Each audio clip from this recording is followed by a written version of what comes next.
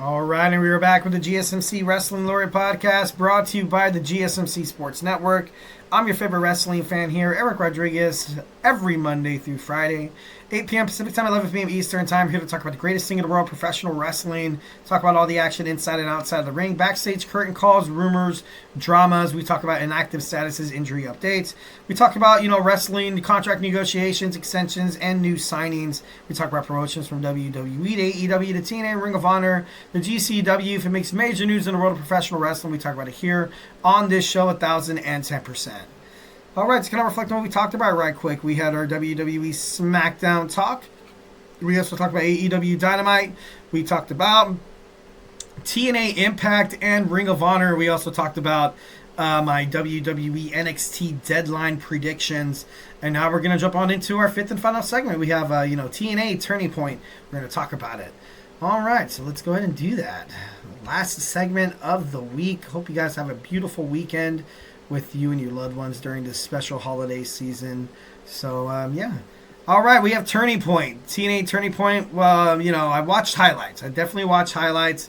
For me, buying pay-per-views is, kind of a little bit out of my budget, trying to save up as much money as I can during this holiday season to give it to the little kids. So, All right, countdown to Turning Point. We had Rosemary taking on Xia Brookside and Savannah Evans. Obviously, you saw Rosemary pick up the victory. That's why I feel like TNA's, they're definitely starting to, they're trying to build up Rosemary, which is kind of shocking because during her feud with the NXT's, Tatum Paxley, and then Lyra Valkyria got involved, and then, Wendy Chu was there. Like, it got to the point where Rosemary she kind of looked kind of weak in a couple of her matches that she lost. Now that, TNA's kind of, building her back up to be, a superstar, a potential challenger for Masha Slamovich. Slamovich's TNA Knockouts World Championship. So, I feel like that was, it was the right move. It was, it was a good move. Xia Brookside continues to be successful. Obviously, she's super young. She's going to get shots, more shots in the past. Savannah Evans, her as well. With the TNA Knockouts World Championship being off of the juggernaut Jordynne Grace, you have so many different possible storylines that could kind of come about this. She needed to lose that title. It was a little, I don't even want to say it was overdue because Jordynne Grace is absolutely 1,010% one of the best wrestlers, one of the best women's wrestlers in the whole entire world. So, her losing the title to Masha, doesn't really destroy anything, doesn't really diminish the value, doesn't really, say anything, in terms of her reputation in the world of the professional wrestling spectrum. She's always going to be special. She's always going to have that long title run. And Jordynne Grace, wherever she goes, any wrestling promotion she goes, fans are going to follow because she's fun to watch. She's fun to watch. She's fun to root for. I hope if she does come to WWE, I hope she doesn't become like a heel or anything like that. I would love to see her back in that, in that babyface role. So I feel like that would be, pretty badass. So, Rosemary picking up the victory. All right, we have Mike Santana and Frankie Kazarian. This match was actually, pretty damn good. Frankie Kazarian still, looking for, I feel like he's still kind of looking for a storyline here. I often like to compare Frankie Kazarian, his, I don't care if you like me or not kind of attitude to like a Randy Orton. But Mike Santana, he's also building up momentum. He recently, I think he took on Nic Nemeth. I think he was this close of beating Nic Nemeth. Mike Santana definitely one of the futures of TNA. Obviously, you can put Joe Hendry in that spot. And if Josh Alexander signs with TNA, he could definitely, get back to superstardom. That guy, he had a long TNA World Heavyweight Championship reign. There's no doubt in my mind he could definitely have another one left in it. But Mike Santana continues to be successful, continues to be amazing and fun to watch. Taking on and defeating Frankie Kazarian was, I thought it was a must, being honest. All right, we had the Turkey Bowl match. Where the losers had to dress up like turkeys, which is, kind of silly, but, it's all fun. Joe Hendry defeated Brian Myers, Eric Young, Hammerstone, Rhino, and John Skyla in the Thanksgiving Turkey Bowl. Obviously, Hammerstone was said to be was said to be injured. I think he got injured during the match. I'm not too sure. Don't quote me on that. But him winning and him not winning, it doesn't really matter. But Joe Hendry, once again, he's going to be the future of WWE as well. Like, he can be on WWE NXT. I want to see him come to NXT. That would be so cool to take on Trick Williams and win that belt. I would love to see that. But if you could put the TNA World Championship on him, I don't, wouldn't really see why that would be such a bad idea. But I feel like if they do that, I think his, WWE fans who love Joe Hendry, could probably kiss those storylines goodbye. So, maybe kind of having him, not a champion, which kind of sucks because he deserves it. But, it's kind of a nice little, anything could happen, like, oh, he can come, say his name, and he appears. I believe in Joe Hendry. Oh, God, it'd be awesome to see him, fight in NXT, win that championship. That'd be so cool. But, Joe Hendry wins, and all the other ones had to dress up like turkeys. Once, like I keep kind of reiterating, Moose successfully defends the TNA X Division Championship against the Laredo Kid. God, I don't like Moose having this title. I don't. I hate it. It's like I said, it's like Brock Lesnar being the being the Intercontinental Champion, or worse, being the Cruiserweight champion. I don't get it. I don't know why do you want to put the, obviously I knew, Speedball Mike Bailey was kind of out on his way out of TNA, so they had to have him drop the title to somebody, but anybody would have been better than Moose. I gotta be honest. And I'm not hating on the guy. Obviously, he had his, his reign as the TNA World Champion. He had the longest reign with him in the system. Like, respect is there, kid. It's just like, God, not the X Division Championship. You can't rule the X Division as well, Moose. I'm sorry, dude. You can't do it. You just can't. All right, we have Josh Alexander, losing to Steve Maclin. This was, it was a decent spot. Recently, you've seen Josh Alexander kind of be in the loser's column more often than not. But, he doesn't have a contract right now. So they could possibly, like I said, he could possibly be on his way out to WWE. There's been, reliable wrestling, news sources saying that he will join the WWE Royal Rumble. And it wouldn't really be much of a shock, and it wouldn't be much of a surprise. Because, Josh Alexander would be successful anywhere he goes. I like to compare him to, kind of like a Kurt Angle.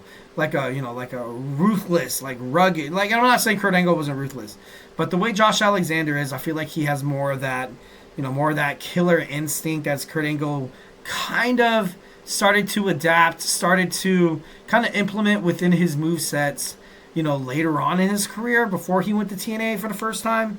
But, him getting this loss against Steve Maclin for me, it's kind of it was a little surprising.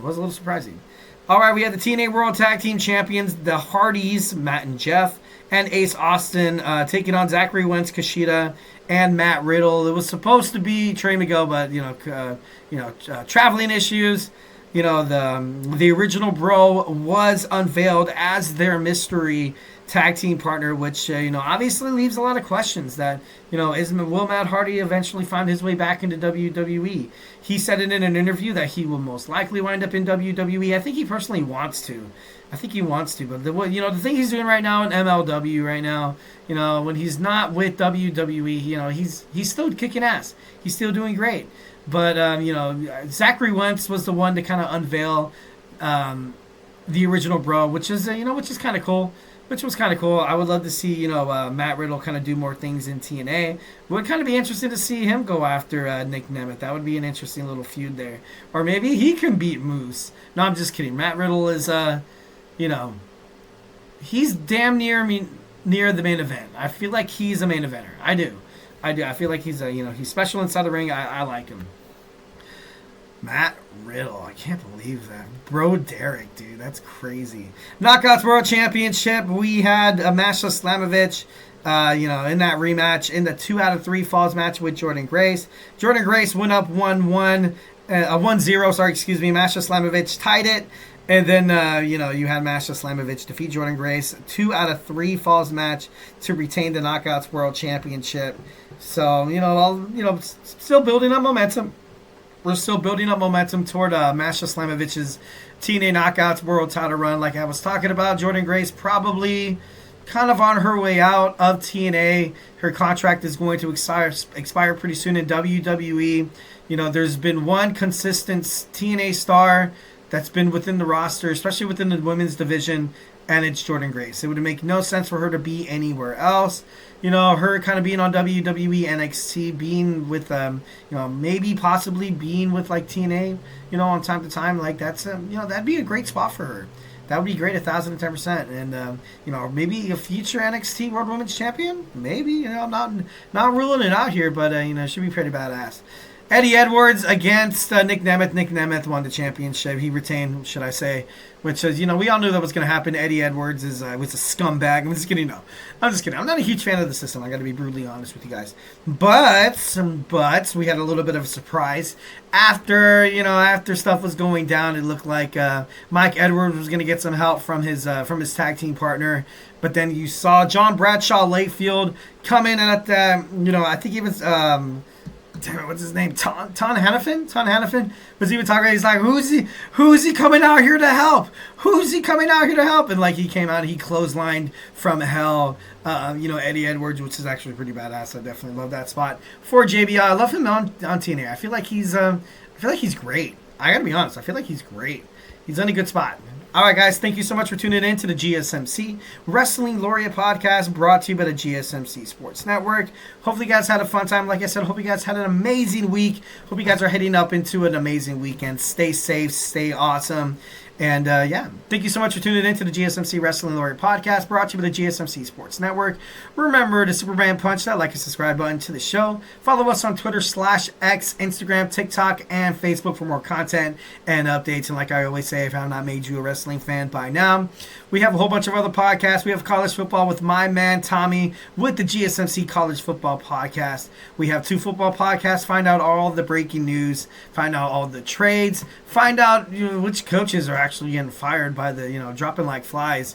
Tune in to Kenneth's GSMC Football Podcast and Manny's GSMC Chip Shot Football Podcast. You find out all your awesome NFL content there. And of course, in terms of talking football, college, or even the NFL, fantasy sports is bound to happen. I feel like a lot of fantasy teams right now are, you kind of need to find out those stardoms, those sit-ems, those who to pick up off the waiver wire. Right now, there's a lot of players that, they're injured. Find out how to make your team a WWE champion by watching the GSMC Fantasy Sports Podcast with my man Chris Shepard. We have all over sports, all around sports, from football, basketball, hockey, and baseball. Tune into Nelson's GSMC Sports Podcast and tune into Jeremy's Sports by GSMC. Make sure you guys tune into all those guys' amazing podcasts. They're great. They're hot.